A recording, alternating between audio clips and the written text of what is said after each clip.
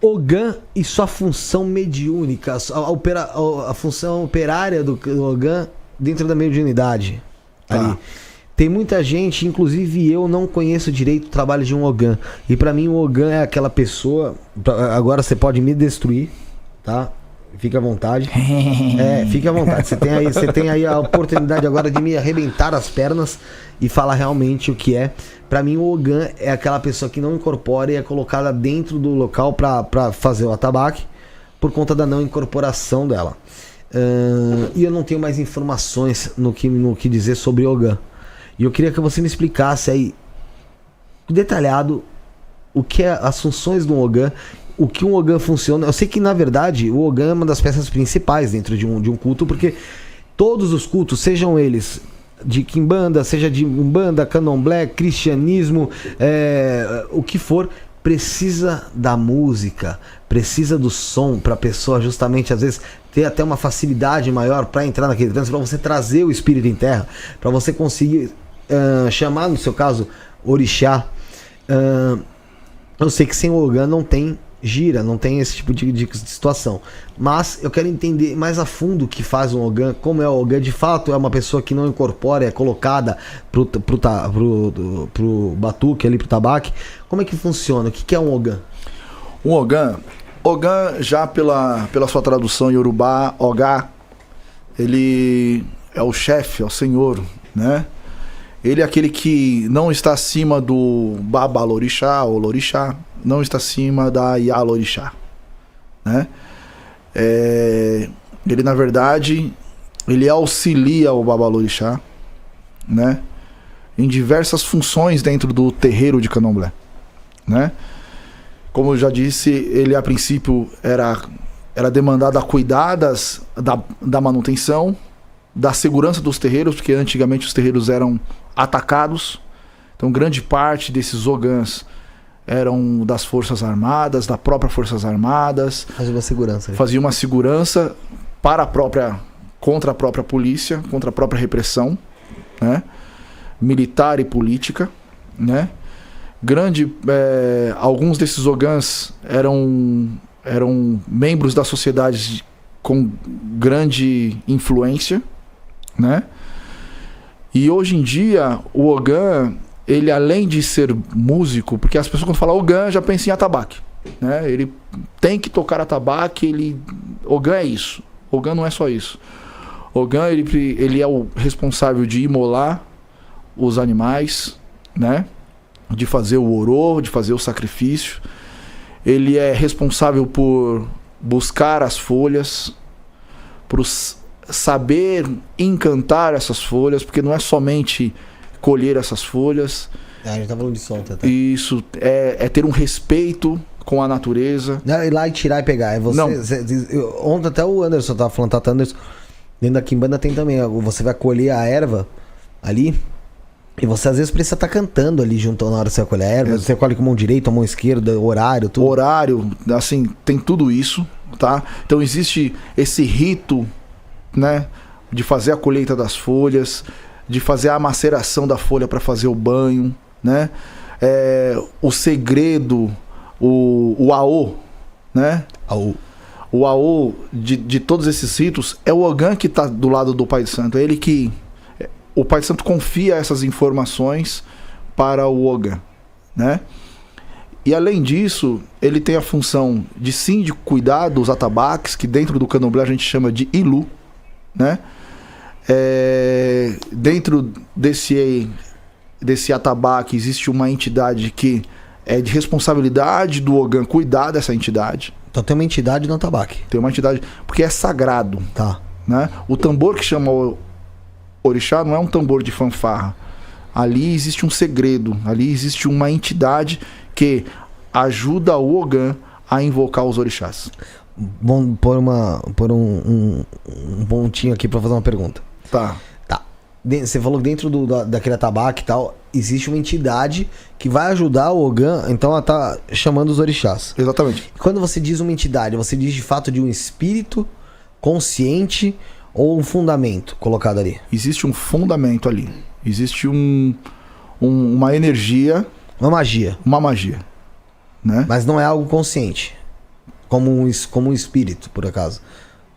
Sim. É um algo. É uma entidade. Mas Tá. então ela tem consciência própria? Não. Ela não é incorporável. É como se fosse um servidor. Exatamente. Tá? Que eu posso até abrir o nome, que já foi a público já isso. Chama Iangalu. Como é o nome? Iangalu. Iangalu. Isso. Né? É o nome dessa entidade. Isso. Então é uma entidade só para todos. Para os 3. Tá. Né? Então, o Ogã precisa saber tocar o atabaque, ele precisa saber fazer a manutenção do atabaque, ele precisa saber fazer a afinação. É ele que vai fazer os aguidavis, que são as varetas, né? Existe uma formalidade de fazer essas varetas, né? Existe o Gã, que é o agogô, né? Mas que se chama Gã. Existe o Gã, né? Existe também o Xequeré, né? Que são instrumentos que compõem o corpo instrumental do candomblé, né? Além do Ogã saber tocar, a importância dele saber tocar, que são todos os toques, né? Não é somente um, são vários ritmos, são várias dobradas que a gente chama, várias passagens, né? Cada passagem existe uma dança, existe um gesto, você que faz com que o orixá se movimente. Então o Ogã precisa saber de tudo isso, né? Quando ele toca, tchupac, tchupac, bum, o orixá vai fazer um gesto. Quando ele trum, o orixá vai fazer outro gesto. Então o Ogã precisa saber a hora certa de fazer isso. É o time. É o time, né? É ele que faz o orixá bailar, é ele que faz o orixá dar rum.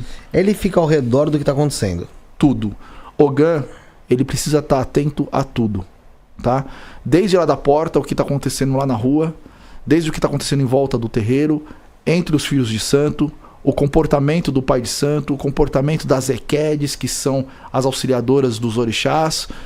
Ele tem que estar atento a tudo, tá? E aí existe o Ogã, que ele canta, né? Existe até um cargo, meu irmão Joeliton, a sua benção, que é Babacorim, que ele é o responsável por cantar, ele é responsável por entonar, ele é responsável por... É como se fosse o puxador. O puxador. Então ele precisa ter o Yorubá muito afinado, é ele que invoca o orixá também. Então ele tem a palavra, ele tem o segredo da palavra de trazer o orixá. Entendeu? Então, e ele também tá ligado também no rum, quando entra essa cantiga, quando não entra, se tá no ritmo certo, se não tá. Então esse é o papel aí do Ogã que canta, né? O Ogã que faz... Você é o Ogã do batuque. Eu sou Ogã que toco, né? Mas também eu tenho um cargo dentro da casa de orixá que cuida mais da festa do meu santo, né? Cuida mais da parte interna. É a O? É a O. Tá. Por enquanto. Por enquanto. Já existiu ou existe alguma coisa de, vamos supor, você já viu, de um Ogã não tá afinado com a gira, com o que tá acontecendo e ter que ser paralisado porque ele não tá afinado, a coisa não tá rolando. Lembra que eu falei pra você do Ifatolá? Lembra que eu falei pra você do Cláudio Lemochol, falecido? Que ele me deu o Agdavi na mão?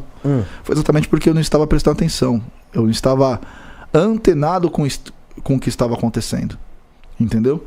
Então, o Ogã mais velho, o Alabê, o Ogã responsável, ele precisa estar antenado com o candomblé e verificar o corpo de Ogã e falar assim, ó, você tá fora, você não tá prestando atenção, desce daí, entra outro, ó, a cantiga que você cantou, você não canta mais, viu? Porque essa cantiga é de outro segmento, entendeu?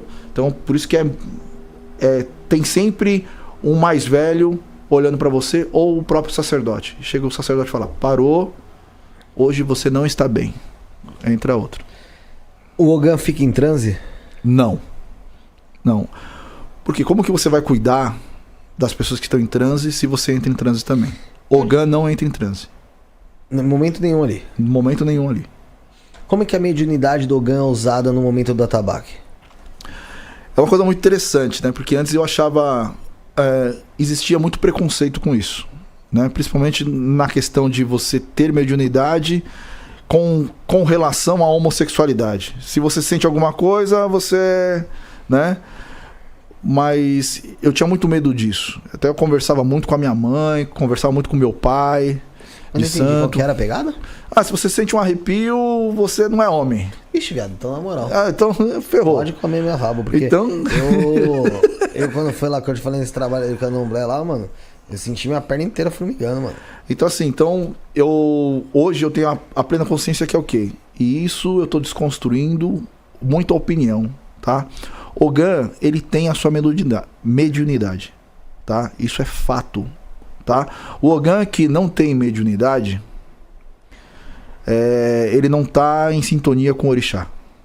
Porque a mediunidade do Ogã, além de sentir orixá, quando você tá cantando ali, você tá invocando orixá, você sente orixá. Você sente orixá próximo, você sente que o orixá tá ali, porque vem a emoção, vem aquele calor, vem aquela coisa. Quando você tá imolando um animal para orixá, você sente orixá vivo na sua vida, no seu corpo. Você só não entra em transe. E a mediunidade do Ogã vem dessa forma, também vem em sonho, também vem na intuição. Aí é um detalhe que eu queria falar contigo. Quando eu comecei a aprender a enxergar e ouvir a minha intuição, as coisas, eu como Ogã, mudou 100%.